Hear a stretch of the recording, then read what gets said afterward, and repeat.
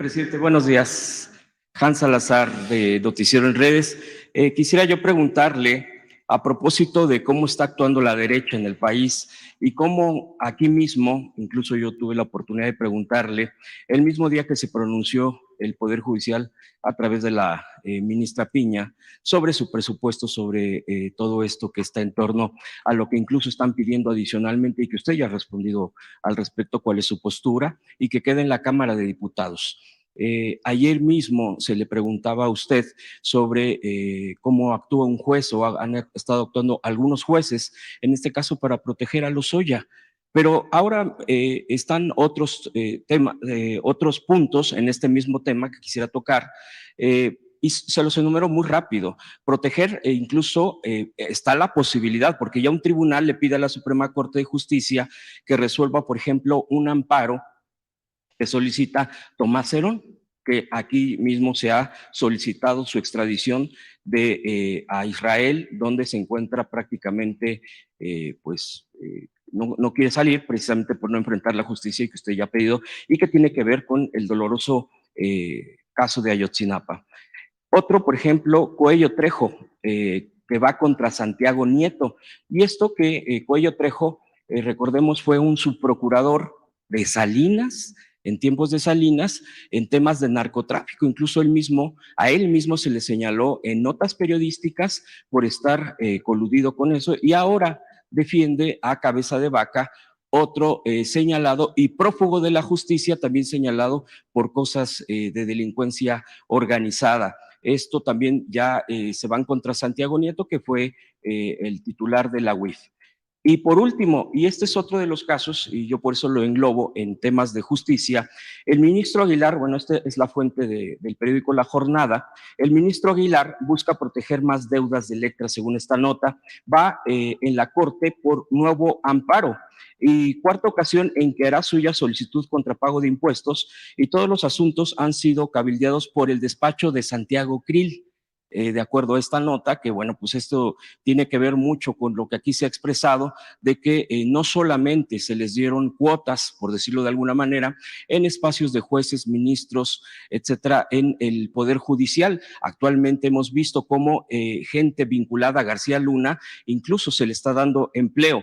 El caso involucra 1,431 millones de pesos en débitos por ISR del Grupo Salinas, que ya sabemos que Salinas Pliego, cada vez que preguntamos aquí, presidente, enloquece, enfurece. Prácticamente, de verdad que a partir de que una vez pregunté aquí sobre si había pagado impuestos, el señor está en un plan que creo que esto de pagar impuestos es el botón de lo que a él definitivamente no es lo suyo ni será. Preguntarle, presidente, en todos estos casos, ¿usted cree que este tipo de posturas del Poder Judicial y también de algunas figuras que ya he mencionado, que simpatizan o que son parte de la derecha del conservadurismo, puede escalar e incluso, bueno, porque aquí prácticamente es muy clara la confrontación que se tiene contra el gobierno de la transformación, contra los propios cambios? Usted ya ha señalado cuál es su postura, cuál es la ruta para incluso de aquí al 1 de septiembre del próximo año,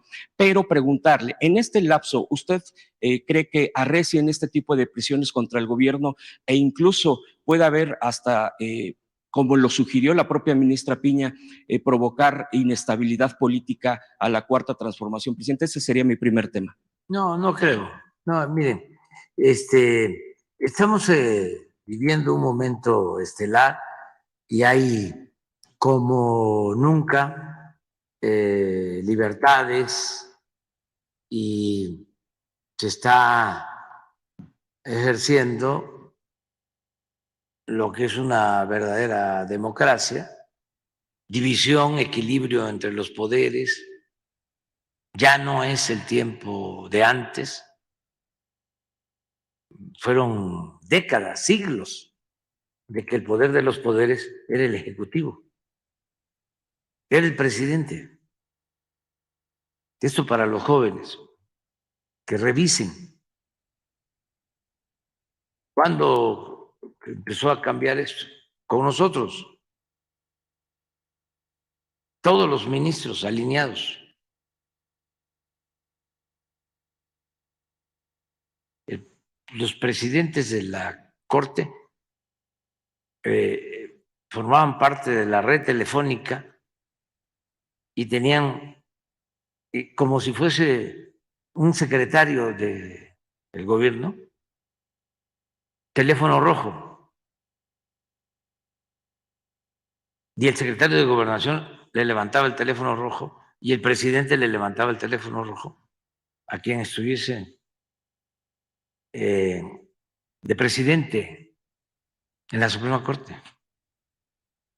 Pero la única excepción en la historia fue el periodo de la República Restaurada, 10 años, cuando gobernó el presidente Juárez y el presidente Lerdo, que la Suprema Corte actuó con completa independencia. Tanto fue presidente de la Corte el presidente Lerdo y no eran buenas las relaciones al final con el presidente Juárez, quien sustituye al presidente Juárez por su muerte, por su fallecimiento, es el presidente de la Corte, que era Sebastián Lerdo de Tejada. Y luego es presidente de la Corte con Sebastián Lerdo de Tejada, un abogado extraordinario, de lo mejor que ha habido en la historia de México. José María Iglesias era presidente de la Corte. Entonces, a él le correspondía sustituir al presidente Lerdo para convocar elecciones cuando Porfirio Díaz da un golpe de Estado. Pero Porfirio Díaz, desde el inicio,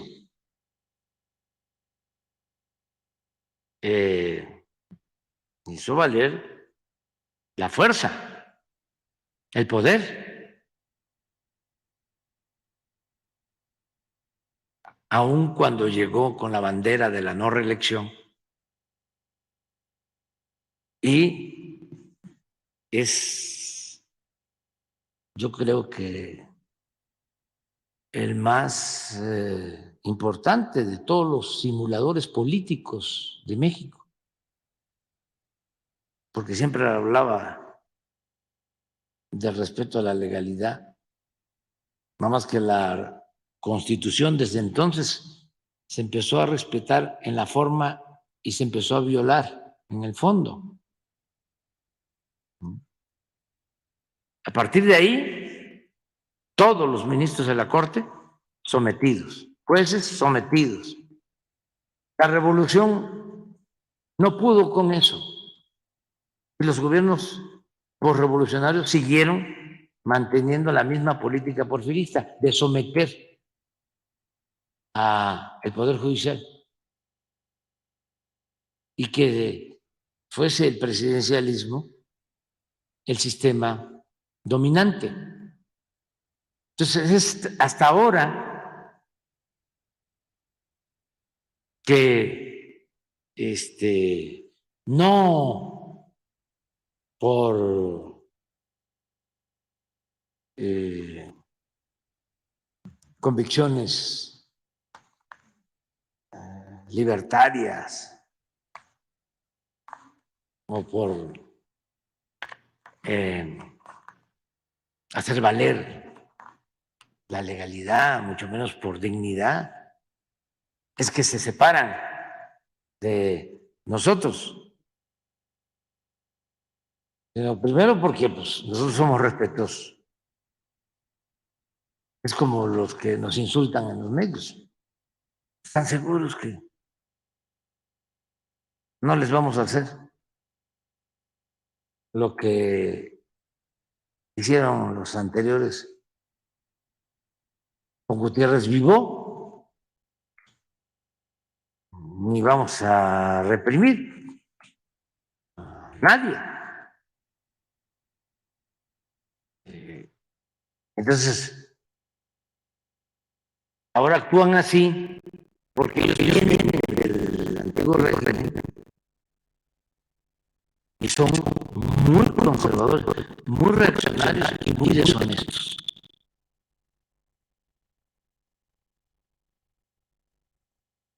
Y están al servicio de la élite, del poder económico, del poder político. Esas son nuestras diferencias de fondo.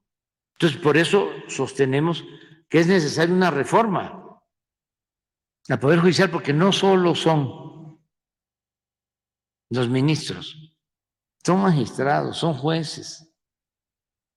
Yo diría, es la academia, son las escuelas de derecho.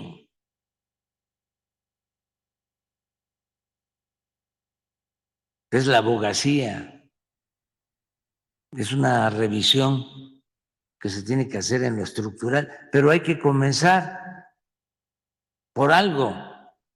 Y pienso que quien puede ayudar a purificar al Poder Judicial es el pueblo.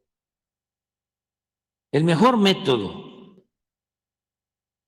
para limpiar, para purificar la vida pública es el método democrático. Preguntarle al pueblo, que no sean las élites.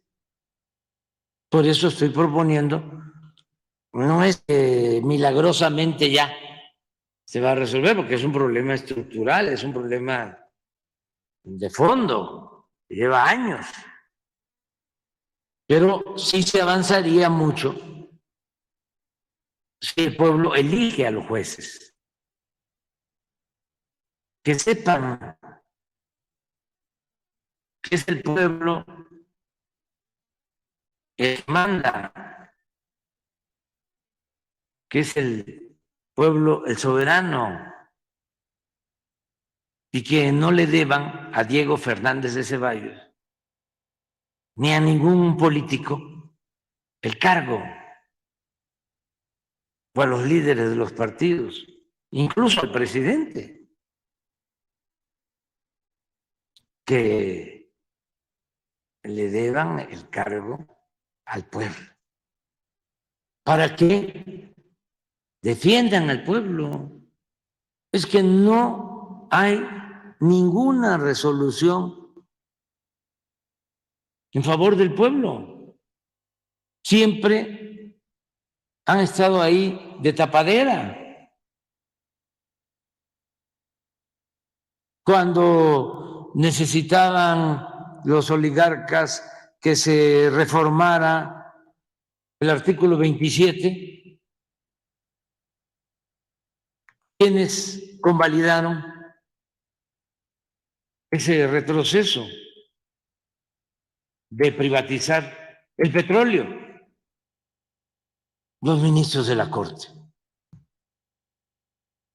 Estamos viendo estos casos de impuestos. ¿A quién defienden? A los de arriba.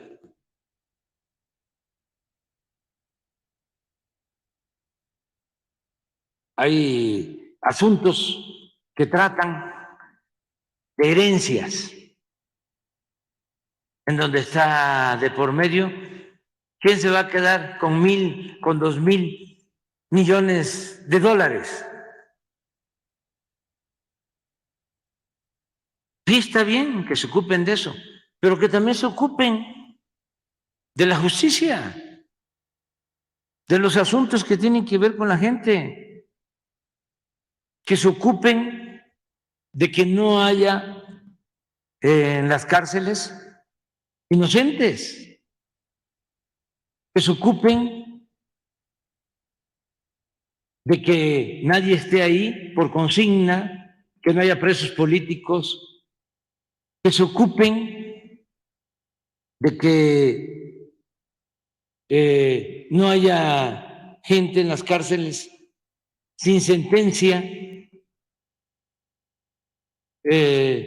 durante 20, 30 años. Que se ocupen de que funcione muy bien la Defensoría de Oficio, para que no sean nada más los despachos de abogados que cobran por hora, los que los están visitando constantemente y los que están en las antesalas de sus oficinas, mientras los abogados de los pobres nunca son recibidos. Además, ¿qué hacen para tener abogados defensores del pueblo? Y todavía,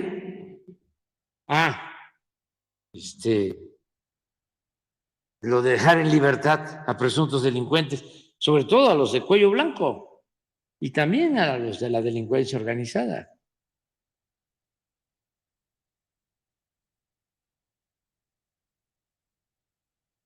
Y todavía no quieren reducirse sus sueldos y que no tengan los privilegios excesivos que tienen actualmente. ¿Qué les puede afectar? Que digan, voy a aportar 25% de todo lo que recibo. Si recibo 600,000 pesos mensuales,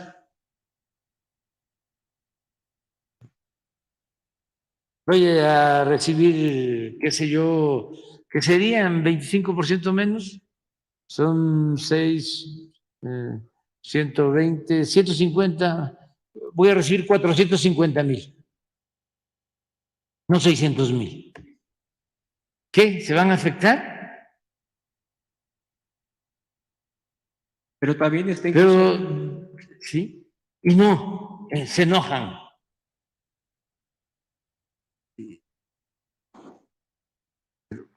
Pero bueno, ya ahí a ver qué hace la Cámara de Diputados. Y también, no pueden haber fueros y privilegios. Eso ya se quitó y no se permite desde el siglo XIX que existían los fueros. Y del despacho de Krill que esté metido ahí negociando para que se libere, para Pues que no es se que es paguen impuestos. general, o sea,